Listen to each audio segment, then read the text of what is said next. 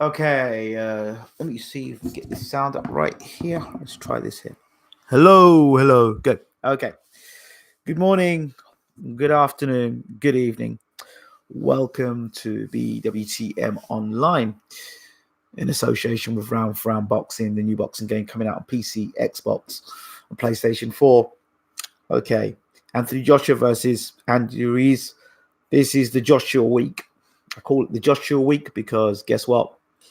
A lot of people out there get excited about Anthony Joshua.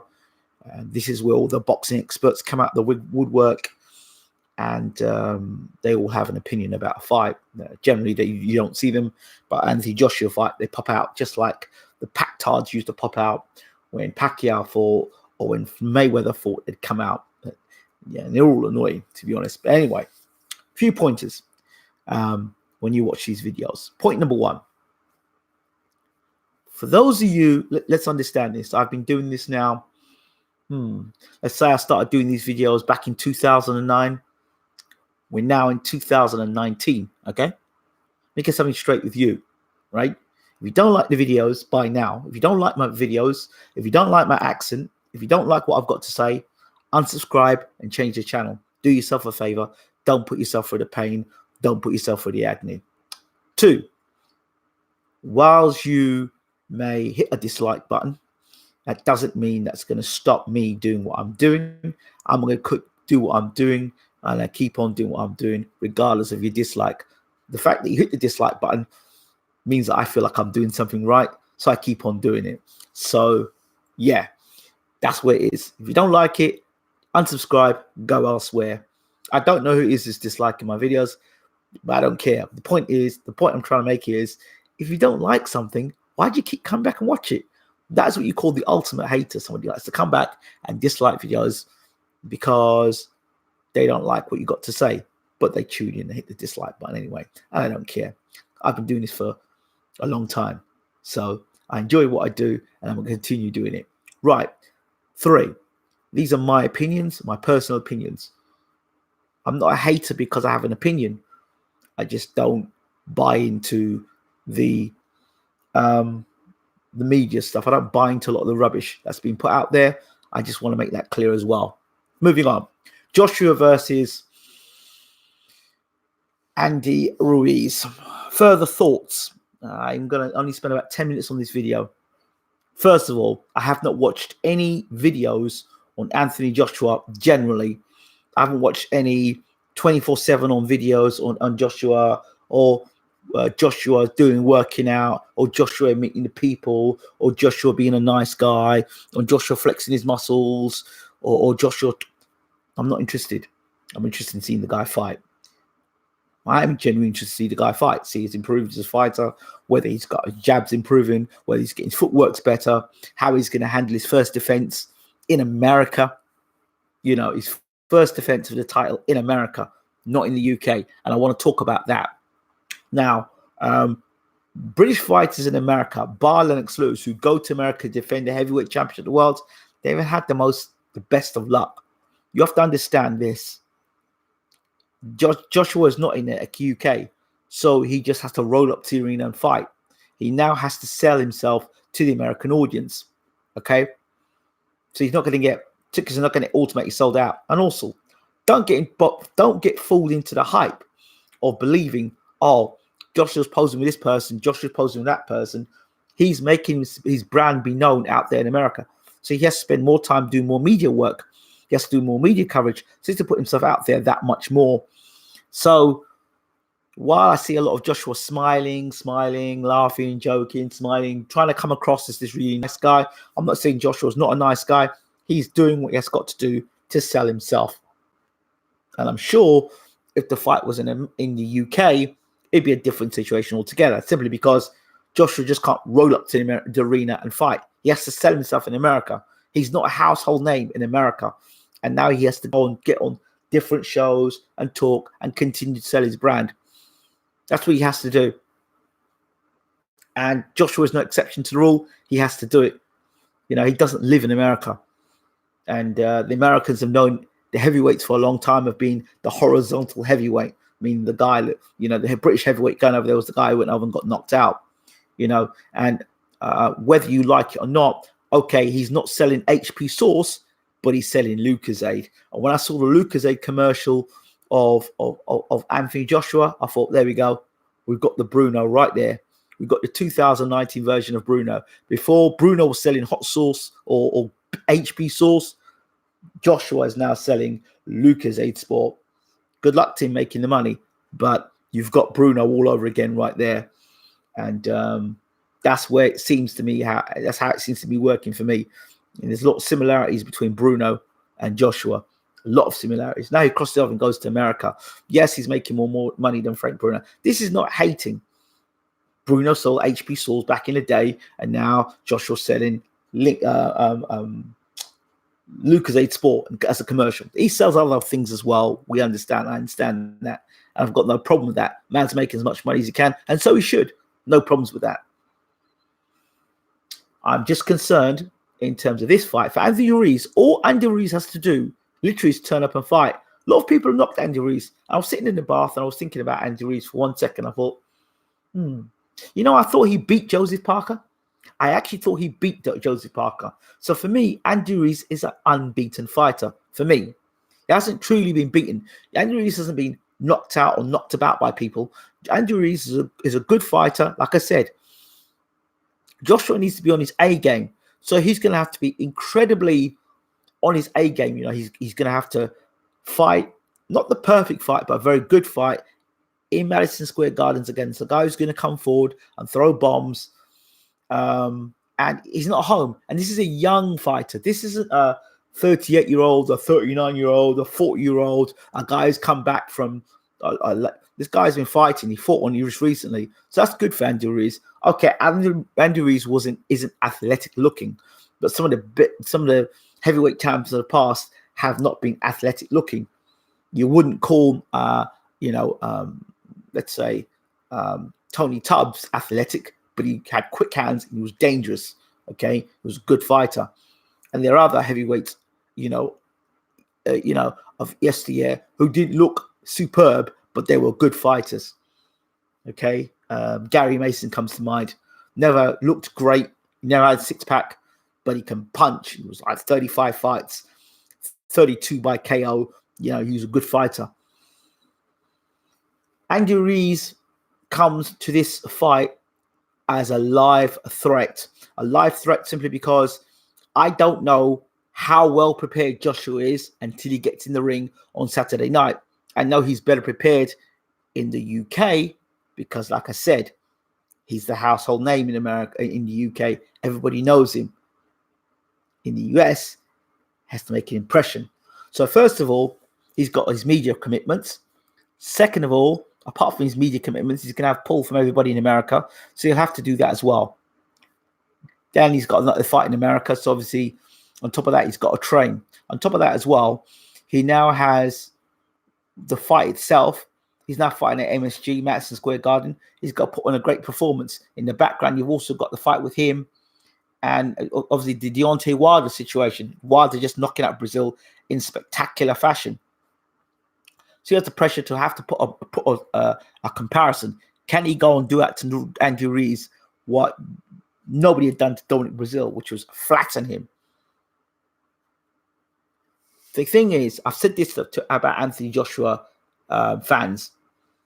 I'm not hating Anthony Joshua. Joshua doesn't stop anybody in the first couple of rounds. He's just not that type of guy. So if you were to stop Andy Ruiz in the first couple of rounds, it would be a tremendous performance for a guy who doesn't stop guys with one punch in the first round. He doesn't do it. He just doesn't do it. Well, he hasn't done it against any character. He didn't do it against Povetkin. He didn't do it against Takam. He didn't do it against Parker. Now, bearing in mind, I think Parker is as agile or more agile than AJ. I think probably Parker's more agile than AJ. And Ruiz still clipped him and had his moments. Like I said, I think Ruiz beat Parker. So, if Ruiz, like I said, if AJ's not in his A game, if AJ is not able to calm Ruiz down and Ruiz is able to get on the inside and start to rough AJ up, a younger guy who's got fast hands, the speed will give, the hand speed should give or would give AJ problems because Andy Ruiz has got fast hands. Arguably, arguably the fastest hands that AJ's had in his professional career. Arguably. He's had to be faster than Povetkin, faster than Parker, as Parker was scared to let his hands go. Faster than Molina, faster than Brazil. So he's probably got the fastest hands in the West, considering the sort of fighters that Joshua's fought previously. So that's something that comes to my mind every time I think about this fight. If Ruiz can get close and detonate, you forget, Joshua's on the canvas against a 42-year-old Klitschko. Ruiz is going to come in. He's got nothing to lose. He's got everything to gain. And it's a dangerous fight. A more dangerous fight than the Miller fight.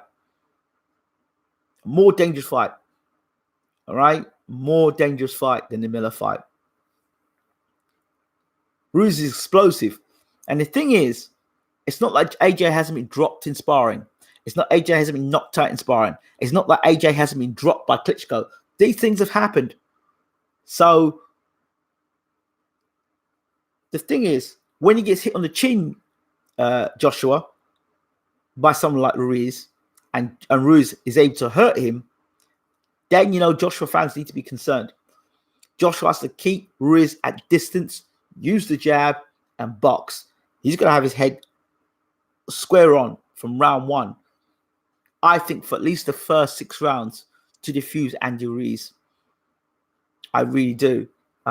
Ruiz has got short arms, but I think he's good enough to get on inside, and he likes fighting big guys. He's adept to fighting big guys. He's got a way of getting on the inside and landing shots. And as I said, if he can get on Joshua's chest and push Joshua back, because Joshua is ineffective when you push him onto the back foot and push him back against the ropes. If Ruiz can make it into a phone booth type of fight, that's the fight that Ruiz can win. Although, if Ruiz gets pushed onto the back foot himself, and Joshua is able to push Ruiz onto the back foot, he too is ineffective.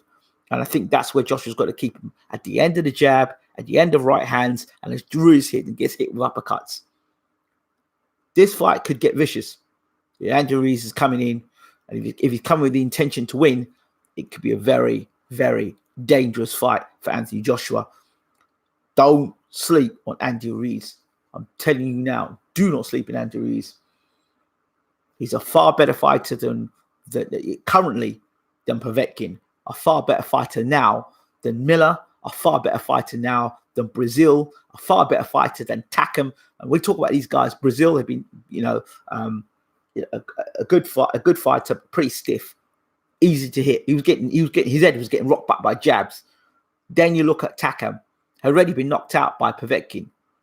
Okay, Parker.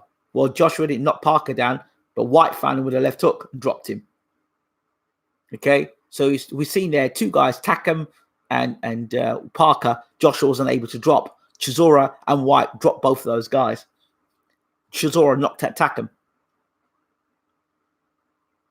So I think Anthony Joshua's punching power is very much overrated. Povetkin, well, didn't he get stopped? Or didn't he get dropped numerous times by Klitschko? And he's like 38 years old. So this is a young, hungry lion that has the opportunity to become heavyweight champion of the world. Always be wary of these guys that get called in the last minute, and the God-fearing man, and just that one night, that one opportunity. Seen it so many times in heavyweight boxing. If there's ever a banana skin, it's this fight. And another thing, again, Wilder announced that you had 3 fights coming up: a rematch against Ortiz, Adam Konoski, I think it is, and I think somebody else. So 3 fights he announced. Well, we know he had the Brazil fight. He wanted Ortiz, and he wants Kanowski, whatever his name is. Now I know why he wants Adam Kanowski. Kanowski fights with his head, fights with his face. So that's a perfect fight for Wilder. Anybody who fights with their face is going to get knocked out by Wilder. And he's already fought Ruiz with Luis Ortiz before. He'll smash Luis Ortiz this time. I'll tell you, he will smash Luis Ortiz this time. that fight won't go 4 rounds this time round. I'm telling you now, if you fight ancient Ortiz now, he knocks Ortiz out inside the first 4 or 5 rounds. I'm telling you, if you fight with your face, and Ortiz is a notoriously slow starter, you fight with your face, and Wilder comes out the track fast, and a fit, healthy Wilder comes out, he destroys Ortiz within the first 4 or 5 rounds. I told you that Dominic Brazil was going to get destroyed. I told you, because you've got to change. You've got to change up your style. You'll destroy the Ortiz, and if Adam Konowski decides to come in with his bald head and his I want to fight with my face attitude, he'll get knocked out as well. He'll get it as well. But you don't listen. You can't fight. I don't care if he's white and he's bald headed. I don't care his boxing skill. It's not about the color of your skin or the fact you've got a bald head. You've got to be able to box. And for me, he's a guy that takes a whole heap of punishment. And you can't afford to be taking right hand after right hand by Wilder. I told you guys already about Brazil and his defense. You cannot walk in straight lines against Wilder and not feel that right hand and feel the full impact of that right hand. You've been warned already. So while you're bigging up all these fighters, all these guys, all these stiff Europeans with stiff arms and punch like take about 10 minutes to throw a punch, it's all right, because when them hands come down, that's when you get nailed with a right hand. You've got to watch how a guy fights, and that right hand's coming in really fast. So you can't be coming in slow arm, bring your hands like this and coming in and doing this rubbish. You can't do that because you're going to get knocked out. You need to have fast hands. You need to be able to use your feet. You know, the reason why Fury was effective as he was against Wilder was because he had his feet, good footwork. You know, he could move from left to right. He had lateral movement. He could use his feet to move in and out of positions. Yeah. He wasn't standing in the same spot all the time. These guys you're talking about, Ruiz, Ortiz, flat foot. Konowski, flat foot. Brazil, flat foot. So any flat-footed fighters that come straight forward to Wilder are going to get completely sparked. You might not like what I'm saying. I don't care if you don't like what I'm saying. I'm just telling you as it is, and it happens, right? That's what happens. And he always got stopped. But then you know why this Ruiz Ortiz fight is happening? Blame yourselves why this Ruiz Ortiz fight is happening. Because there are people out there who said, well, you know what? Wilder, the referee could have stopped the fight in Wilder because he was a bit hurt. But the same people that say that never turn around and ask the question, well, in that 10th round, how many punches did Takam actually get hit before the referee jumped in and stopped it? Didn't Joshua look really tired then? Or what about when Joshua got dropped by Klitschko and Klitschko let him off the hook? Nobody talks about that shit. And the fact that he got dropped by a 42-year-old that hadn't fought for about 2 years. Nobody talks about that shit. But they're quick to talk about Wilder does. What Wilder does. So I love the fact that, for me, I haven't seen much about it, but what I saw was him saying, yeah, me and Wilder, you need to talk face to face. Well, if you were so bad, and you were such a bad man, and you wanted to talk face to face, why do you talk face to face after Wilder finished his fight against Brazil? Why weren't you in the audience then? Why are you talking all brave now after Wilder announces that he's got 3 fights and you ain't part of the plan until next year? Why you suddenly want to talk to Wilder now? I don't get it. It don't make no sense to me. If you were that much of a bad man, you would have been in the audience and in the arena and been there. At least Dominic Brazil had some balls. You know, at the end of his fight, he looked across and he called out Wilder. Why can't you be a man and do that crap? Oh yeah, you know, we need to sort of talk it out like men. Be a man. Be in the. You should have been in the arena then. You want to talk big and brave now. After you know Wilder's got 3 fights and he said he don't want to fight you till next year. You don't make no sense. Like I don't get it. I don't get it. So I don't buy any of that. And the whole thing is people are dumb enough to sit down and believe, oh yeah, Joshua wants to talk to Wilder now. So yeah, and Wilder doesn't want to face him. So what's basically going to happen now is that Wilder's running scared of Joshua. Really? And I don't get how Wilder can be ducking and scared of Fury when it was Wilder who was trying to push the rematch with Fury, and Fury went and ran off to Top Rank. People confuse me. And really, who's running from who? So Wilder goes and fights a number 3 contender. Fury runs off and fights Tom Swartz that nobody knows about. But it's acceptable. But it's okay. It's all right. We all know that you're biased, blatantly biased, but it's okay. And Wilder's no saint. He's no saint. He does talk some crap sometimes, but it is what it is. My point is this: I try not to watch all these like 24/7 things. I try not to watch them. I keep away from them because it's just full of crap.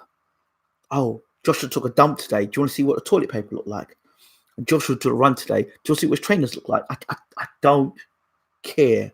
I haven't watched a public workout. I don't care.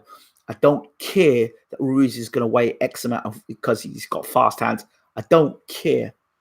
I just want to see what he does when he gets in the ring. I want to see Ruiz get onto the front foot and push forward against Joshua and see how Joshua deals with the magnitude of boxing in America. So many fighters box well at home, but when they box away from home, they'll box like garbage.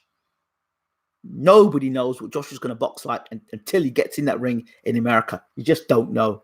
You just don't know. You don't know he's going to have balls of steel or balls of shit. You just don't know. Boxing at home in front of all your fans is great. But boxing in America, and it's not 80,000 now. It's not, I'm walking down to Wembley. I'm walking out. Main event in America. And you have to watch everybody else fight first. And then you fight. In America. A ring's a ring. Anybody tells you a ring's a ring and it's not traveling to America is talking crap. A ring is not just a ring because you've got media commitments. You've got acclimatation. That's different.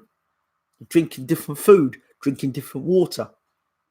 If you've traveled, you know what I'm talking about. So a ring is not just a ring. Go tell Barry McGuigan a ring is just a ring. When he fought Steve Cruz, when Don King went and put Steve Cruz and Barry McGuigan out in the hot sun.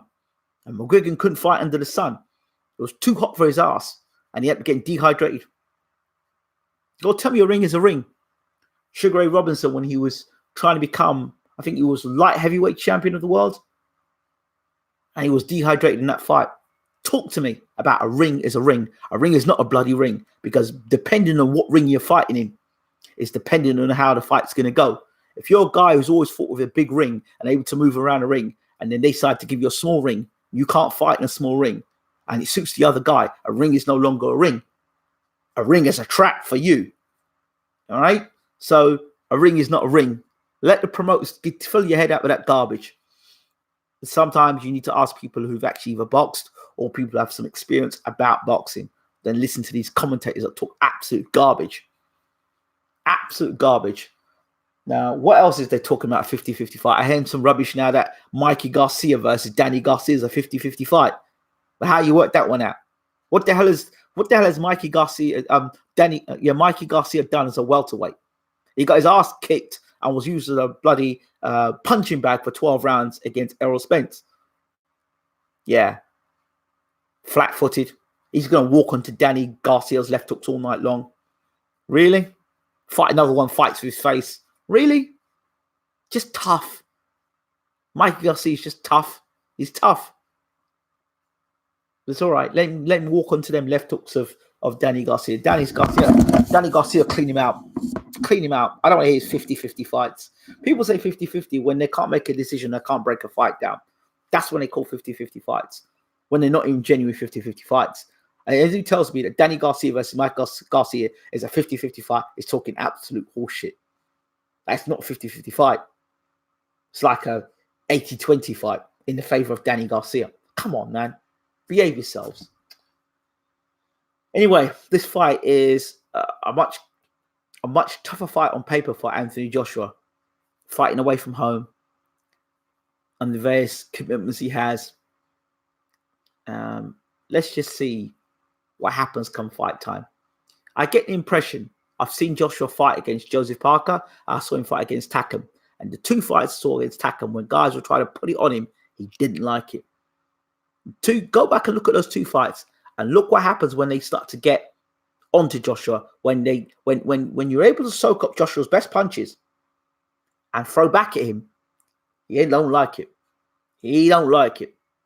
He does not like it. I'm telling you, look at the Dillian White fight. Even that was Dillian White when he was bloody injured. That's a guy that backed up Joshua. Look at Povetkin in the second round that backed up Joshua. I'm not saying Joshua's not a good fighter, but still not convinced. I'm still not convinced. Like I need to see him now do it in America, right? That's the next thing. I need to see him do it in America and put my heart to rest that he can do it against a young, fit fighter. That is, and Ruiz is fit. He can do the 12 rounds. A young, fit fighter that's hungry, that's not been knocked out. That, I think is still, in my mind, unbeaten because I didn't think Joseph Parker beat him. And a lot of people think Joseph Parker didn't beat him. So, yeah, those are my thoughts, really, to be honest with you. We'll see come close to fight time. But like I said, I don't sit down and watch hours-long videos on Anthony Joshua talking a whole heap of scripted stuff. Not interested. I'm interested in Andy Ruiz's story. He's got an interesting story. God-fearing man. And anything's possible. Anything's possible. Upset is in the dictionary for a reason. And I am not counting Andy Ruiz out. I'm not sitting there and telling you, yeah, Andy Ruiz is going to go and mash up Joshua. I'm not telling you that. But I'm telling you, if Joshua's not in his A game and there's so many fighters that have left the UK or gone to America, or guys from other countries have gone to America and they felt good and they've got in the ring and they've gone to fight and it's not been working out their way. And it happens. So I think we need to give Andy Ruiz a little bit more credit. Those in the boxing world who know boxing should give Andy Ruiz a little bit more credit. Then, Josh is going to blow him out in 3 rounds. Okay. But when you say that, let me ask you a question. Who is Anthony Joshua blowing out in 3 rounds worth talking about?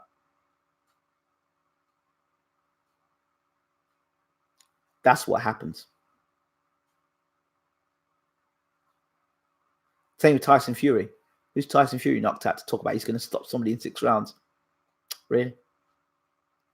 Sounds good on paper. Joshua needs 6, 7, 8 rounds before he stops a guy of, genuine quality. Didn't genuinely stop Takam. Didn't stop Parker. Stop Povetkin. Didn't stop him early. Just saying. So those are my thoughts. I'm going to get my hell out of here. I've got to go to bed. I've got an early start. But much love. Don't forget to rate, subscribe, and leave your comments. As always, I'm out of here. I'm very tired. Good night.